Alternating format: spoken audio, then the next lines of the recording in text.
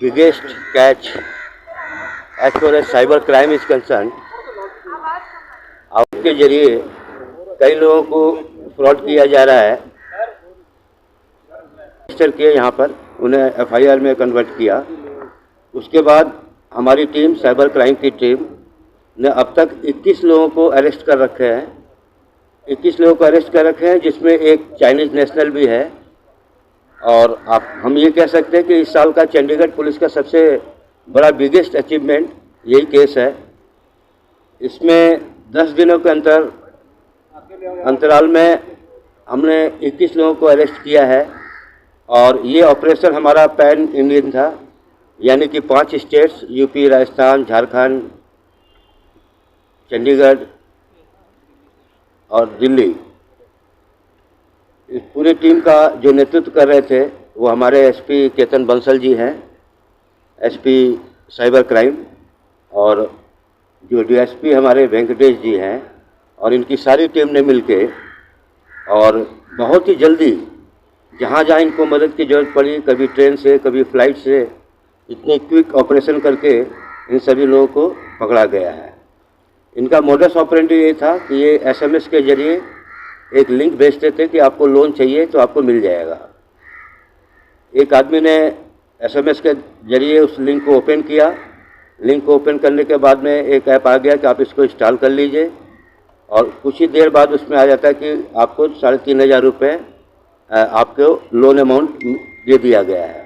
उसने कहा कि हमने अप्लाई तो नहीं किया है, तो उसने अनइंस्टॉल कर दिया। लेकिन उसके सारे कॉन्टैक्ट्स और डिटेल्स उसके सेंडर के पास पहुंच गए, और उसके बाद फिर वो उसको ब्लैकमेल करने लगा। इसी मोडस ऑपरेंडी से जगह जगह इन लोगों ने कई लोगों को अभी तक फ्रॉड कर चुके हैं। और इसके बाद सारा जो माइन्यूट डिटेल्स है मैं अपने एसपी साहब को बोलता हूँ, वो आपको बताएंगे। इसमें सबने 2 पर्चे करे हैं और टोटल जो लॉस्ट अमाउंट है वो अराउंड 6 लाख रुपया है। तो मैं थोड़ा इस डिटेक्शन के बारे में बताता हूँ कि ये हमने 2 पर्चे रजिस्टर करे, और उसके बाद जो भी उसमें कॉलिंग नंबर्स वगैरह थे उनकी मदद से हम पहले जो एजेंट थे, इनके जो बंदों को कॉल करके एक्सटॉर्ट करते थे मनी, उन तक पहुँचे। तो जो 21 बंदे हैं, इनमें से 13 टेलीकॉलर हैं जो कॉल करते थे। उनके पास पूरा डाटा रहता था कि किसने कितना लोन लिया है, और उसके साथ में उनकी कॉन्टैक्ट्स और उनकी फ़ोटोज़ का एक्सेस भी रहता था। जो कि जो चाइनीज़ ऐप हैं, जब वो ऐप इंस्टॉल करवाते हैं तो वो फ़ोटोज़ और कॉन्टैक्ट्स का भी एक्सेस लेते हैं। तो वो सारा एक्सेस इनके पास रहता था। तो अगर इनके हिसाब से पैसे वापस नहीं आ रहे हैं तो ये फ़ोटोज़ को मॉर्फ करके न्यूड फ़ोटोज़ वो सब ये लोग भेजते थे। और इनके पकड़ने के बाद हम इनके टीम लीडर्स तक पहुँचे। तो इनमें से 5 टीम लीडर्स हैं जिन्होंने इनको आगे रिक्रूट करा हुआ था। तो ये पूरा मल्टी लेवल मार्केटिंग के कंसेप्ट पे इनकी ऑर्गेनाइजेशन चल रही है कि आगे 3-3, 4-4 बंदों को रिक्रूट करते थे। पर बंदे की सैलरी 11-12 हज़ार प्लस उनका कमीशन। और टीम लीडर्स के बाद हम इनका जो मास्टरमाइंड है, जो इंडिया में इस पूरे ऑपरेशन को चला रहा है, 60 बंदों की उसकी टीम है, वो जीतू बड़ाना। जब हम वहाँ पे उसको पहुँचे पकड़ने के लिए रांची में, तो पता चला कि उसका असली नाम परवेज़ आलम है और वो बिल्कुल बांग्लादेश भागने की फ़िराक में था। और उस टाइम रांची से उसको पकड़ा, और रांची पुलिस ने भी हमारा इसमें काफ़ी सहयोग दिया। और उसको पकड़ने के बाद उसने हमें बताया कि जैसे कि सैलरी डिस्ट्रीब्यूशन डे था, तो दिल्ली में उसको पूरी सैलरी मिलनी थी। तो उसकी पूरी टीम की 11,31,000 रुपया सैलरी थी। तो उसके साथ हम दिल्ली में उसके इंस्टेंस पे वो पूरा जो बंदा डिलीवरी देने आया था 11,31,000 की, उसको अरेस्ट किया, साथ में पूरे पैसे रिकवर करें। तो डिलीवरी मैन से हम चाइनीज़ तक पहुँचे जिसने उसको सारे पैसे दिए थे। तो वो चाइनीज़ जो इनमें है वैन शेंगुआ, उसको भी हमने अरेस्ट किया। तो इनको कुल मिला के 21 लोग अरेस्ट हुए हैं। नेशनल्स बैठे हुए हैं वहाँ पे, उनके बिहाफ पे इंडिया में रह के इस पूरे रैकेट को चला रहा है।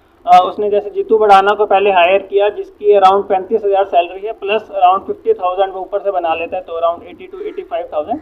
और आगे जो जीतू बड़ाना है उसने बाकी सारी 60 लोगों की टीम को रिक्रूट किया। कुल 11,31,000 प्लस 6 लाख, 17,31,000 की रिकवरी हुई है। जो चंडीगढ़ में कंप्लेंट्स आई है वो मैंने जैसे कि आपको बताया 98 कंप्लेंट्स आई है अभी तक। बाकी हम अभी पूरा डाटा इनके IMEI नंबर्स और बैंक अकाउंट्स I4C को भेजेंगे, तो एग्जैक्ट पूरे ऑल इंडिया में कितनी लिंकेजेस हैं वो हमें कुछ दिन में मिल जाएंगे। ये सब लोग वर्क फ्रॉम होम ही करते थे। जो जब ये रिक्रूट भी हुए तो ऐसे ही हुए हैं कि वर्क फ्रॉम होम का इनको मैसेज आया, उसके थ्रू इनकी इंटरव्यू हुई। नोएडा में हमने 1-2 जगह आइडेंटिफाई करी हैं जहाँ पे कुछ लोगों की फिजिकल इंटरव्यू हुई है, कुछ लोगों की फ़ोन के थ्रू इंटरव्यू हुई है, और वहाँ पे इनकी ट्रेनिंग भी होती थी। तो जो इनका कॉल करने वाला, जैसे ये 6 लोग हमने लक्ष्मी नगर से पकड़े हैं, ये एक रेंटेड घर पे रह के वहीं से लोगों को कॉल्स कर रहे थे। अभी तक जो डिटेल्स आई हैं इसमें जैसे एक ह्यूगो लोन ऐप आई है, एक AA लोन ऐप आई है, एक AK लोन ऐप आई है। तो इन लोन ऐप्स की जो हमने डिटेल निकलवाई है वो चाइना से ही है।